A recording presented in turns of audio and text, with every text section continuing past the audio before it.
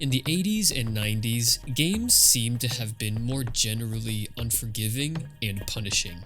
Some games didn't even allow you to save whatsoever, and if you used up your last life, you started over again from the very beginning. Players were more used to games being something you threw yourself at over and over again, hoping to get an inch farther every time, and beating certain games was almost a miracle. This is not to say, of course, that games today aren't challenging. I mean, have you played Baldur's Gate 3 on normal mode? The conveniences of modern games do away with the unique challenges of older games. Although instead of challenges, you might say frustrations. This is also not to say that because older games were harder, they were better. They didn't care if you never got past level 1. They didn't care if you ran out of lives, or if you didn't know where to go. I'm replaying the Pixel remaster of FF6 right now, and I'm very grateful to be able to quick save anywhere I please, and I can say for sure that without this modern luxury, I'd probably be less inclined to revisit it in this day and age.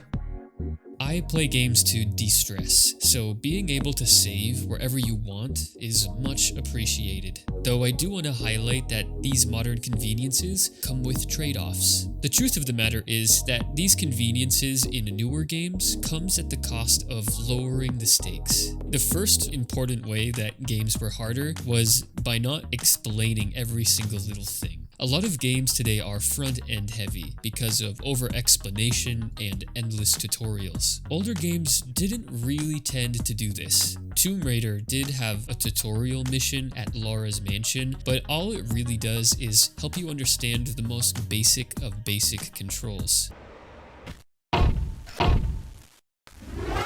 On the PS1, it didn't help that in order to save your game, you had to find these hidden crystals that were scattered very indiscriminately in very inconvenient locations, which then disappeared after being used. Saving your game worked differently in the past. There were times I had to beg my mom not to turn off my PS1 in the morning when I went to school because I hadn't been able to find a save point the night before, and I'd left the console on all night. I probably wrecked my PS1 by leaving it on for days.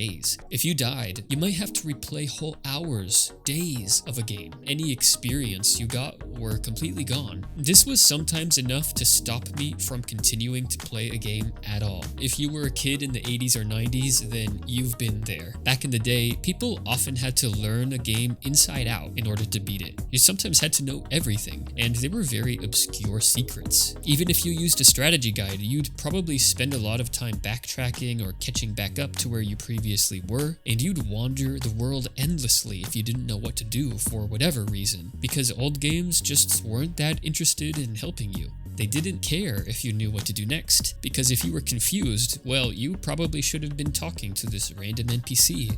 The good part about that is you're free to run around exploring, and anytime the story progresses, it feels very natural and unforced. But there were many times when I didn't know where to go, or who to talk to, or what part of the world to explore. I hate surprises. The game didn't have quest markers or checklists, or you'd better hope that an NPC nearby was going to be kind enough to repeat the next objective for you. The world under siege, where the baddest bosses rule. Who will save us? Mega Man! Ocarina of Time is kind of like this in many ways as well. It helps a lot if you talk to everybody because the NPCs will generally drop useful hints. The game designers expect you to be paying attention and thinking. Maybe this is why everybody had strategy guides back in the day. Other times you may be talking to everyone and still not really be sure of what to do.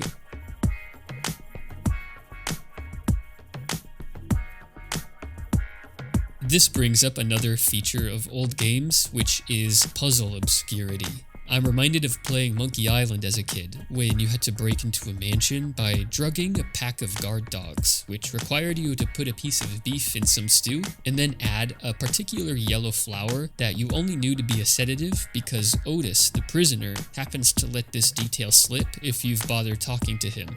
One thing I notice a lot about modern games, for example in FF7 Remake, which I'm playing right now, is that they'll often ask you if you're sure you want to progress, because because certain opportunities will be lost and become unavailable to you. You can also sense when there's going to be a boss fight, and the game will put a lot of rest areas in your way so that you don't have to waste too many precious resources or waste money stocking up on tents. If you die, you can also start right in front of the last fight, giving you an opportunity to change gear or swap out materia. The point is, it's all designed to keep you playing and not getting too frustrated, and a lot of the difficulty of those older games was frustration.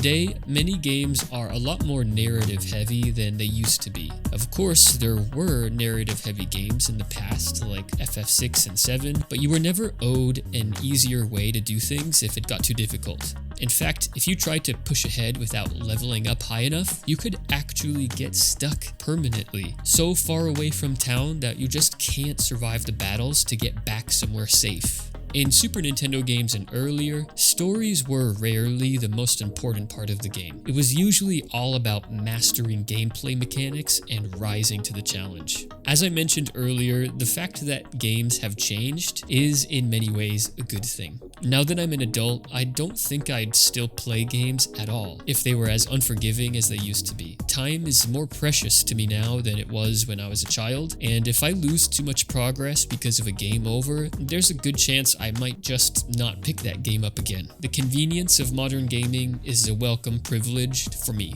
though it does come at the cost of the uncompromising high stakes that games used to have. Recently, a lot of old games are being brought back to life by adding some of these modern conveniences into them, and it's nice because at the very least, these games can be playable today, even if the way we play them has changed.